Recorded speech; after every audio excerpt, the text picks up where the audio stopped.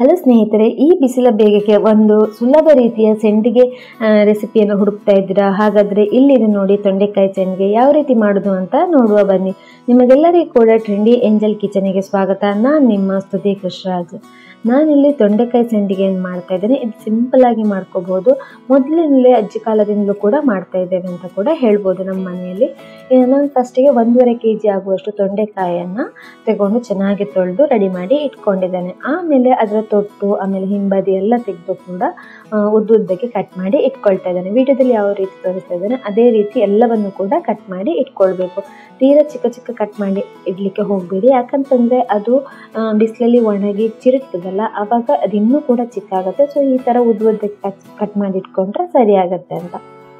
ಆಮೇಲೆ ಒಂದ್ಸಲ ಚೆನ್ನಾಗಿ ತೊಳ್ಕೊಳ್ಬೇಕು ಇದನ್ನು. ಯಾಕಂತಂದರೆ ನೀವು ಯಾವಾಗಲೂ ಕೂಡ ತೊಂಡೆಕಾಯಿ ಕಟ್ ಮಾಡಿದ ಮೇಲೆ ಅದ್ರ ಸ್ವಲ್ಪ ಮೇಣದ ಅಂಶ ಏನಿದೆ ಅದು ಬರುತ್ತೆ. ಅದಕ್ಕೋಸ್ಕರ ಒಂದ್ಸಲ ಕಟ್ ಮಾಡಿದ ಮೇಲೆ ಯಾವಾಗಲೂ ಕೂಡ ತೊಂಡೆಕಾಯಿಯನ್ನು ತೊಳೆಯೋದು ಉತ್ತಮ.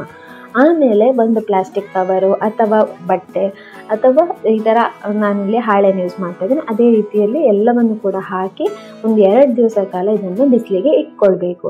ಬರೀ 2 ದಿವಸ ಸಾಕಾಗಲ್ಲ, 1 ವಾರ ಆದರೂ ಕೂಡ ಇಟ್ಕೊಳ್ಬೇಕು. ಬಟ್ 2ನೇ ದಿವಸ ನೀವು ಏನು ಮಾಡಬೇಕು ಅಂತ ಹೇಳಿದ್ರೆ ಬಿಸಿಲಿಂದ ತೆಗೆದು ಈ ಥರ ಸ್ವಲ್ಪ ಬಾಡೋಗಿರುತ್ತೆ, ಆವಾಗ ಅದನ್ನು ತಗೊಳ್ಬೇಕು. ಇದು 2ನೇ ದಿವಸ ಸಂಜೆ, ಅಂದರೆ ಫಸ್ಟ್ ದಿವಸ ನಾನು ಹಾಗೆ ಬಿಸಿಲಲ್ಲಿ ಇಟ್ಟಿದ್ದೇನೆ, ಆಮೇಲೆ 2ನೇ ದಿವಸ ಕೂಡ ಹಾಗೆ ಇಟ್ಟಿದ್ದೇನೆ. ಆಮೇಲೆ 2ನೇ ದಿವಸ ಸಂಜೆ ಒಂದು ಪಾತ್ರೆಗೆ 1 ಕಪ್ ಆಗುವಷ್ಟು ಹುಳಿ ಮೊಸರು, ಆಮೇಲೆ ಒಂದು ದೊಡ್ಡ ಚಮಚದಲ್ಲಿ ಆಗುವಷ್ಟು ಉಪ್ಪು, ಕಲ್ಲುಪ್ಪನ್ನು ಹಾಕ್ಕೊಳ್ತಾ ಇದ್ದೇನೆ. ನಿಮ್ಮ ಹತ್ರ ಹುಡಿ ಉಪ್ಪಿದ್ದು ಅಂತ ಅದನ್ನು ಕೂಡ ಹಾಕ್ಕೊಳ್ಬೋದು. ಈ ಥರ ಉಪ್ಪನ್ನು ಹಾಕಿದ ಮೇಲೆ ಸ್ವಲ್ಪ ಬಾಡೋಗಿರುತ್ತಲ್ಲ ತೊಂಡೆಕಾಯಿ ಏನಿದೆ ಅದನ್ನೆಲ್ಲವನ್ನು ಕೂಡ ಹಾಕ್ಕೊಳ್ಬೇಕು.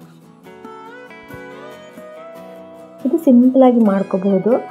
ಹಾಗೆ ಇದನ್ನು ತುಂಬ ದಿವಸಗಳ ಕಾಲ ಕೂಡ ಸ್ಟೋರ್ ಮಾಡಿ ಕೂಡ ಇಡ್ಬೋದು. ನೀವು ತೊಂಡೆಕಾಯಿ ಯಾವುದು ಬೇಕಾದರೂ ಕೂಡ ತಗೊಳ್ಬೋದು. ಇದೇ ಅಂದರೆ ಇದೇ ಒಂದು ಚಿಕ್ಕ ಇರುವ ತೊಂಡೆಕಾಯಿ ಅಥವಾ ದೊಡ್ಡ ಹೈಬ್ರಿಡ್ ತೊಂಡೆಕಾಯಿ ತಗೊಳ್ಬೇಕು ಆ ಥರ ಏನೂ ಇಲ್ಲ. ಬೆಳೆದಿರುವಂತಹ ತೊಂಡೆಕಾಯಿ ಕೂಡ ತಗೊಳ್ಬೋದು ಈ ಸೆಂಡಿಗೆ ಮಾಡಲಿಕ್ಕೆ.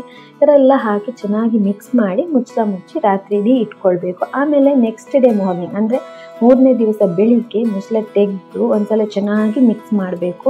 ಈ ಥರ ಚೆನ್ನಾಗಿ ಅಂದರೆ ಉಪ್ಪೆಲ್ಲ ಕರೆಕ್ಟಾಗಿ ಹಿಡಿದಿದೆಯಾ ಇಲ್ವಾ ಅಂತ ಒಂದ್ಸಲ ಚೆನ್ನಾಗಿ ಮಿಕ್ಸ್ ಮಾಡಿ ಅದನ್ನು 3ನೇ ದಿವಸ ಹಾಗೆ ಒಂದು ಪ್ಲಾಸ್ಟಿಕ್ ಕವರಲ್ಲಿ ಅಥವಾ ಹಾಳೆಯಲ್ಲಿ ಹಾಕಿ ಚೆನ್ನಾಗಿ ಇದನ್ನು ಬಿಸಿಲಲ್ಲಿ ಇಟ್ಕೊಳ್ಬೇಕು. ಆಮೇಲೆ 3ನೇ ದಿವಸ ಸಂಜೆ ಕೂಡ ಇದೇ ಪ್ರೊಸೆಸ್ ಅಂತ ಹೇಳಿದರೆ ಉಳಿದಿರುವಂತಹ ಮಜ್ಜಿಗೆ ಏನಿದೆ ಅದಕ್ಕೆ ಹಾಕಿ ಒಂದ್ಸಲ ಮಿಕ್ಸ್ ಮಾಡಿ ರಾತ್ರಿ ಇಡೀ ಇಟ್ಕೊಳ್ಬೇಕು. ಆಮೇಲೆ 4th ಡೇ ಈ ಥರ ಬಿಸಿಲಲ್ಲಿ ಹಾಕ್ಕೊಳ್ಬೇಕು. ಬಿಸಿಲಲ್ಲಿ ಹಾಕುವಾಗ ಹಾಗೆ ಎಲ್ಲ ಕೂಡ ನೀಟಾಗಿ ಸ್ಪ್ರೆಡ್ ಆಗಿ ಹಾಕ್ಕೊಳ್ಬೇಕು. ಯಾಕಂತಂದರೆ ಇದು ಉದ್ದುದಕ್ಕೆ ಹಚ್ಚಿರೋದ್ರಿಂದ, ಹಾಗೆ ತೊಂಡೆಕಾಯಿ ಸ್ವಲ್ಪ ದಪ್ಪ ಇರೋದ್ರಿಂದ ಇದು ಒಣಗಲಿಕ್ಕೆ 1-2 ದಿವಸ ಎಕ್ಸ್ಟ್ರಾ ಬೇಕಾಗುತ್ತೆ. ಅದಕ್ಕೋಸ್ಕರ ಈ ಥರ ಕ್ಲೀನಾಗಿ ಸ್ಪ್ರೆಡ್ ಮಾಡಿ ಬಿಸಿಲಲ್ಲಿ ಇಟ್ಕೊಳ್ಬೇಕು.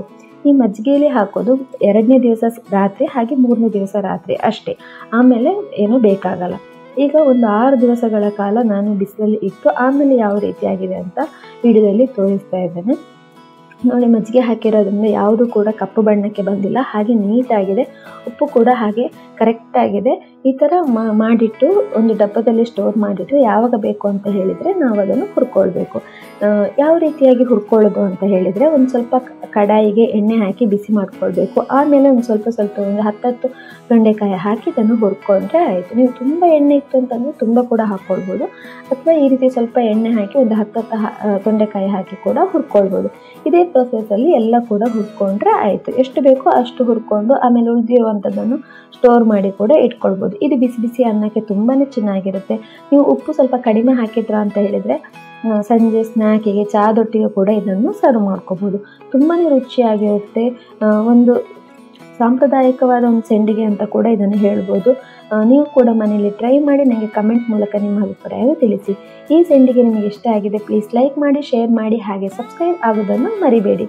ಧನ್ಯವಾದಗಳು.